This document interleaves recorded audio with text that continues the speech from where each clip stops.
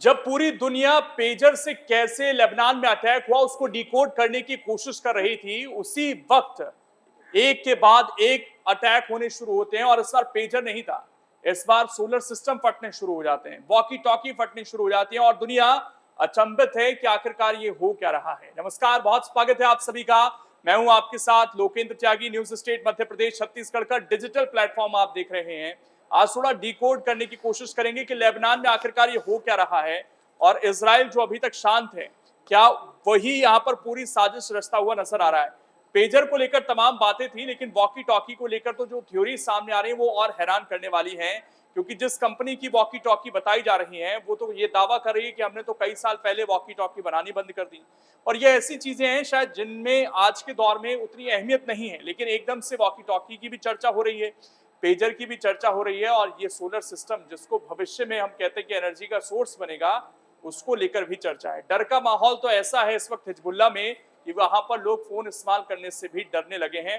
मेरे सहयोगी साहिल मेरे साथ जुड़ गए हैं रोज की तरह। साहिल जी, ये तो हम डिकोड करने की किसी तरीके से कोशिश कर रहे थे कि ये हुआ क्या, पेजर ने कैसे तबाही मचा दी, लेकिन पेजर से ज्यादा तबाही तो वॉकी टॉकी की देखने को मिली। बिल्कुल। और जब उससे उभर पाता हिजबुल्ला तो फिर सोलर सिस्टम फटने शुरू हो जी। गए। क्या खबर है, कितना नुकसान अब तक हिजबुल्ला को हो चुका है? जी, देखिए सबसे पहले तो अभी कल की ही बात है कि हम बात कर रहे थे इस बारे में कि एकदम से बैटरीज़ फट जाती हैं और वो क्या बोलते हैं इसका पेजेस की बैटरीज़ फटती हैं, पेजेस से इतना नुकसान हो जाता है फटने से।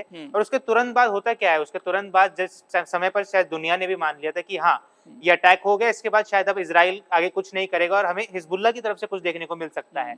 बिल्कुल अगले दिन ही क्या होता है, अगले दिन वॉकी-टॉकी फटने शुरू हो जाते हैं सुबह-सुबह और इतना डर का माहौल बन जाता है कि वहां पर ये तक कह दिया जाता है कि आप अपने फोन की बैटरीज निकाल के फेंक दीजिए, अपने वॉकी टॉकी की बैटरीज निकाल के फेंक दीजिए, कहीं वो ना फट जाए।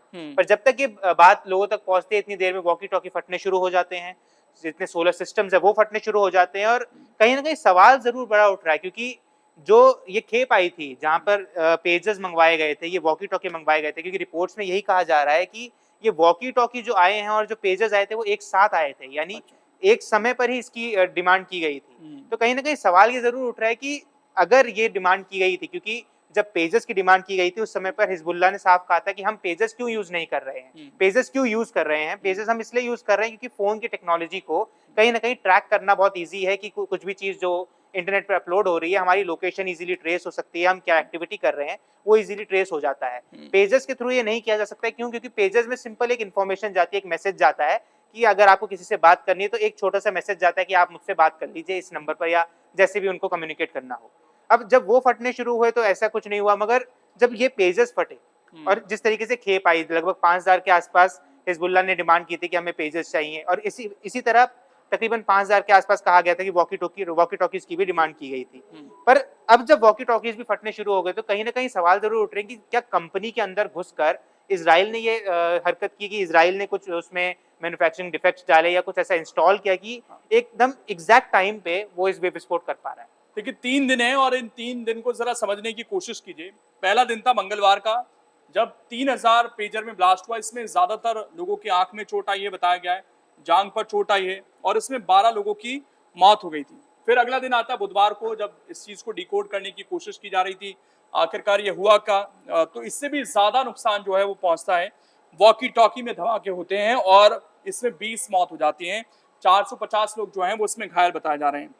फिर गुरुवार का दिन आता है, तीसरा दिन, और इसमें सोलर सिस्टम में धमाका होता है जिसमें 6 लोग घायल बताए जा रहे हैं। तो सिलसिलेवार तरीके से, और अभी तो साहिल ये आशंका है कि अब चौथी कोई चीज ना निकल आए, क्योंकि प्लान्ड तो है, ये पूरी चीजें प्लान्ड है। ये दिख रहा है कि एक के बाद एक के बाद एक चीजें हो रही हैं, तो बहुत प्लानिंग के साथ ये चीजें हुई हैं। लेकिन चौंकाने वाली बात यह है कि इजराइल जो कभी इन चीजों को एक्सेप्ट करने में घबराता नहीं है, वो अब तक इन चीजों को खुलकर कह नहीं रहा है कि हाँ ये इसमें मेरी चीज हो सकती है। क्योंकि इजराइल की तो खासियत यह है कि वो अपने दुश्मनों को मुंह तोड़ जवाब देता है, लेकिन इस बार वो बता नहीं रहा है कि मैंने किया नहीं किया। अभी भी अटकलें हैं, हालांकि शक तो पूरा इजराइल पर ही जा रहा है। बिल्कुल अटकलें हैं और कहीं ना कहीं इजराइल इसलिए भी नहीं बताना चाह रहा है कि क्या पता इजराइल के बताते ही हिजबुल्लाह थोड़ा और सतर्क हो जाए, क्योंकि हो सकता है इस अटैक के बाद भी हिजबुल्लाह को लगे कि शायद अब ये हो गया है या इसी तरीके किसी डिवाइस पे इंस्टॉल किया जाए और दोबारा ऐसा किया जा सके। मगर क्या पता कुछ अलग ही अब देखने को मिल जाए हमें आने वाले दिनों में, कि कुछ अलग सी ही चीज ब्लास्ट हो जाती है। हो सकता है कि जितनी स्मार्ट कार्स है उनको हैक कर लिया जाए, ये बहुत बड़ी पॉसिबिलिटी है, क्योंकि जो भी चीज स्मार्ट है, जो भी चीज इंटरनेट से हम कनेक्ट कर पा रहे हैं उसको हैक करना बहुत इजीली है।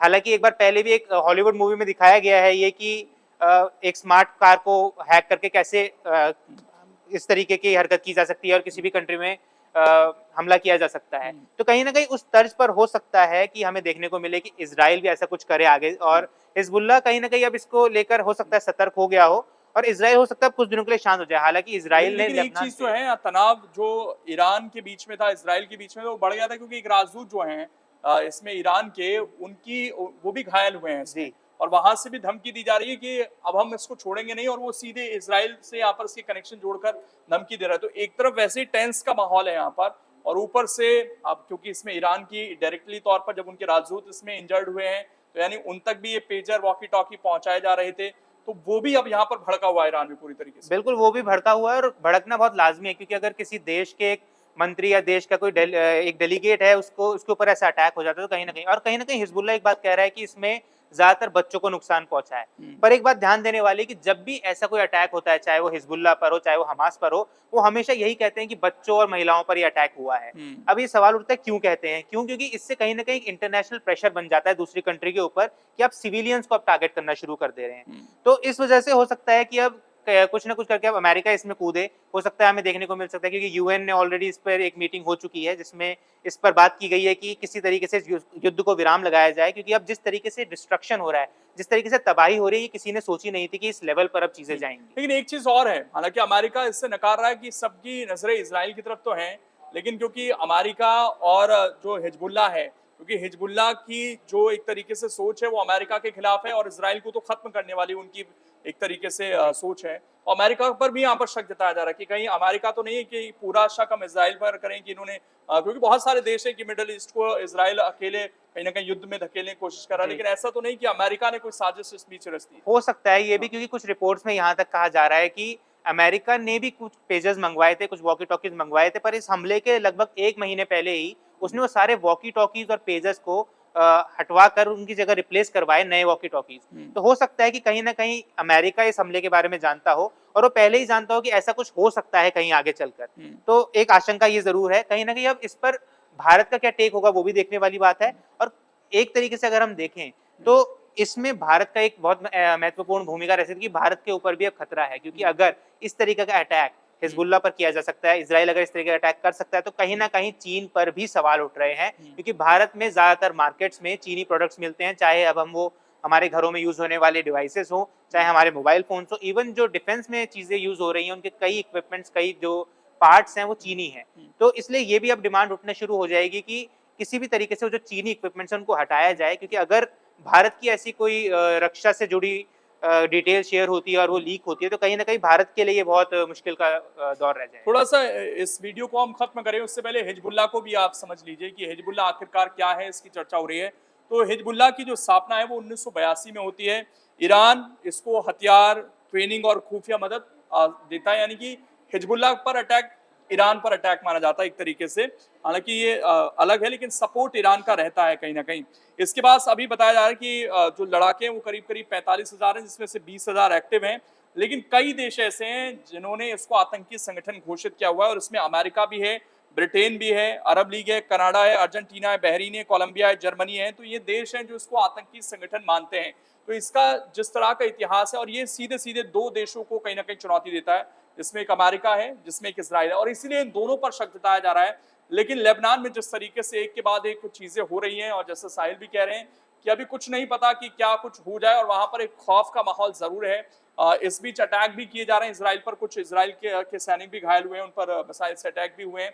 तो देखिए युद्ध का इस समय है, लेकिन किस तरह से यहाँ पर चाल चली जा रही है एक एक कर वो चीजें सामने आ रही हैं। अब कल क्या हो जाए ये नहीं पता, और कल किस चीज पर चर्चा हो रही हो। तो इसलिए आप न्यूज स्टेट पर बने रहिएगा, क्योंकि आपको जो तमाम अपडेट है वो यहाँ पर मिलती रहेंगी। फिलहाल इस वीडियो में जुड़ने के लिए आपका बहुत बहुत शुक्रिया। न्यूज नेशन अब व्हाट्सएप पर खबरों के ताजा अपडेट के लिए न्यूज नेशन के इस QR कोड को स्कैन करें।